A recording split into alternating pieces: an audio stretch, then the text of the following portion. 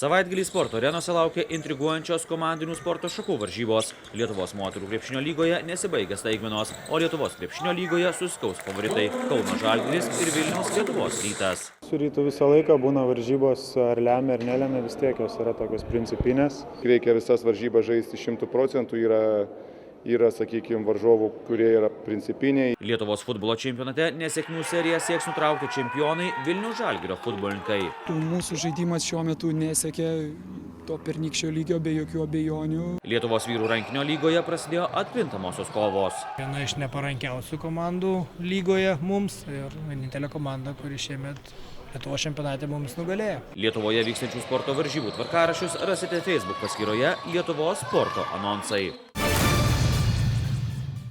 Lietuvos krepšinio lygoje savaitgalį laukia grandų dvikova. Sekmadienį Kauno Žalgiris namuose priims Vilniaus Lietuvos Rytą.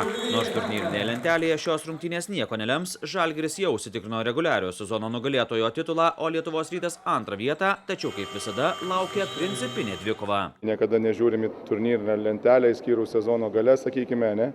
Vis tiek reikia visas varžybas žaisti 100%, yra, sakykime, varžovų, kurie yra principiniai, yra varžovų, kur biškai sunkiau susikaupti, bet tai nieko nekeičia.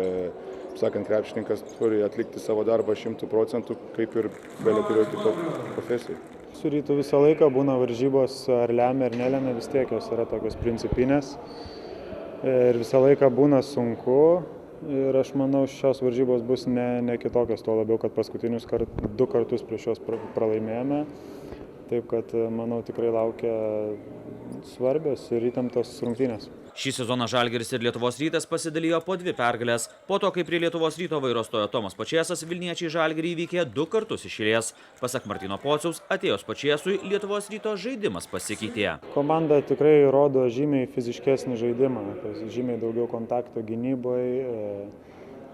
Tikrai žaidžia gan stipriai ir po krepšiu tikrai daugiau jėgos, taip kad reikės mums rodyti labai daug, kaip sakykime, to kontakto atgal ir būti pasiruošus agresyvom varžybom.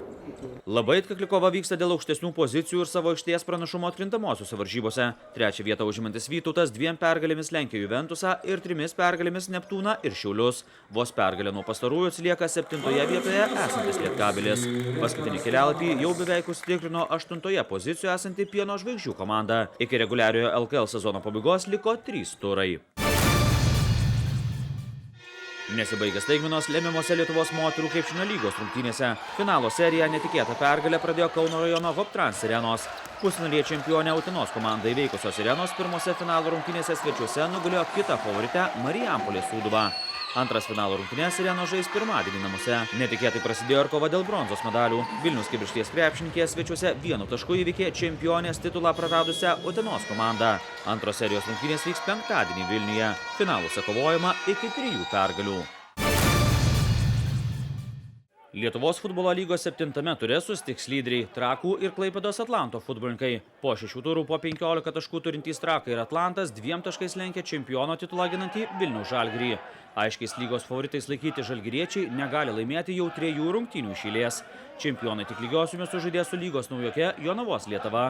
Pralaimėjo Atlantui, o taurės turnyro pusfinalyje tik per pridėtą laiką išplėšė lygiąsias iš lygos outsiderio Kauno Stumbro. Mūsų žaidimas šiuo metu nesiekė to pernykščio lygio be jokių abejonių, bet manau, kad visos komandos savotiškai sustiprėjo, absoliučiai neliko jokių lengvų rungtynių ir manau, kad tą rodo ir čempionatas. Tai jeigu žiūrėti visus rezultatus iki šiol įvykusių rungtynių, jeigu neklystų, tai gal 2 ar 3 rezultatai, kada komanda laimėjo daugiau negu 1 įvarčio persvarą. Tad manau vienareikšmiškai, kad nuo to ir žaidėjams, ir treneriams yra sunkiau, bet žiūrovui tai belieka tik džiaugtis.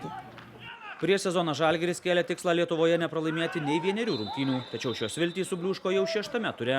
Žalgiris įmušė 15 įvarčių ir yra rezultatyviausia A lygos komanda, bet yra ir viena prasčiausiai besiginančių. Nors Žalgiryje surinkti Lietuvos rinktinės gynėjai, žalgiriečiai per 6 rungtynes praleido net 9 įvarčius, daugiau negu Lietuva ar Utenis ir net 3 kartus daugiau negu lyderis Atlantas. Tų trūkumų visada galima rasti, tačiau turim žiūrėti į save, nes 3 nelaimėtos rungtynės, tai aišku, ir slegia galbūt kažkiek ir žaidėjus, ir baimė padaryti tą klaidą, bet turim žiūrėti į save, turim žiūrėti vienas į kitą, turim dar labiau telktis, dar sunkiau dirbti treniruotė ir siekti tų tikslų, kuriuos buvom įsibrėžę. Žalgirio klubas ženkliai lenkia varžovus finansinėmis galimybėmis. Čempionai šį sezoną planuoja daugiau negu 2 milijonų eurų biudžetą. Tuo tarpu į medalius pretenduojančių Atlanto, Trakų ir Sūduvos biudžetai yra apie 600 000 eurų. Tai yra daugiau negu 3 kartus mažesni negu čempionų. Lietuvos vyrų rankinio lygoje prasidėjo atkrintamosios kovos. Lengva pergalė ketvirtfinalį pradėjo reguliario sezono nugalėtojai Klaipėdos Dragūno rankininkai. Jau 7. čempiono titulo iš eilės siekiantis Dragūnas namuose net 38-17 sutriuškino Varėnos Ūlą. Reikės, grįšim dar ir į Klaipėdą su Varėna, visko gali būti, nes namie yra visai kitokia komanda. Na, kitame etape tikriausiai mūsų lauks Gašta Vilnius. Tai viena iš neparankiausių komandų lygoje mums ir vienintelė komanda, kuri šiemet Lietuvos čempionate mums nugalėjo. Taip, kad lengva nebus. Įtikinamas pergalės pirmose ketvirtfinalio rungtynėse iškovojo ir kiti favoritai. Vicečempionė Alytaus komanda 35-14 sutriuškino Panevėžio ekipą.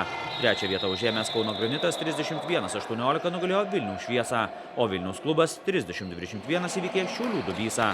Atsakomosios ketvirtfinalio rungtynės vyks šeštadienį, išskyrus Šviesos ir Granito dvikovą, nes kauniečiai savaitgalį Estijoje žais Baltijos lygos finalinėme ketverte. Baltijos moterų rankinio lygos finalinis ketvirtas vyks Kaune. Pusfinalyje Lietuvos komandos susigrums su Baltarusijos ekipomis. Šalies vicečempionė Garliava žais su Minsko Belas rankininkėmis. Lietuvos čempionės Kauno Žalgirio rankininkė susitiks su Gomelio klubu. Šį sezoną Baltijos lygoje rungtyniavo 5 komandos – Lietuvos čempionės ir vicečempionės bei Baltarusijos čempionato prizininkų trejetas. Baltijos lygos čempionių titulą gins Minsko klubo rankininkės.